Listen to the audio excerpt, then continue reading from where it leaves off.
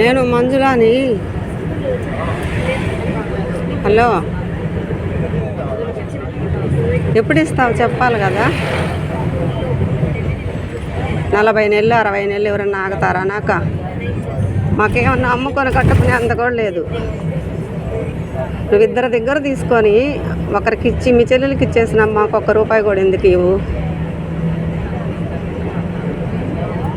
మా ఇళ్ళ మీదకి ఎందుకు పంపిస్తారు అప్పులోళ్ళని? నాకు తొందరగా ఇచ్చేయాలి ఈరోజు రేపు. అసహ్యంగా ఉంది. పిల్లకాయలు బాధపడుతున్నారు ఇంట్లో తీసుకొని. నేనైతే కట్టలేను. వచ్చి కూర్చోవాలి మీ ఇంట్లో. ఇంకా చేయాలి స్వాతికి ఫోను.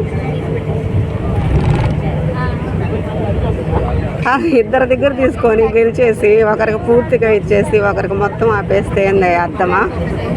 40 నెలలు ఆగుతారా అప్పులు ఇచ్చిన వాళ్ళు? 60 నెలలు ఆగుతారా? బంగారు కూడా ఇవ్వాలి, తొందరగా పెళ్లి చేయాలి మేము పిల్లకి.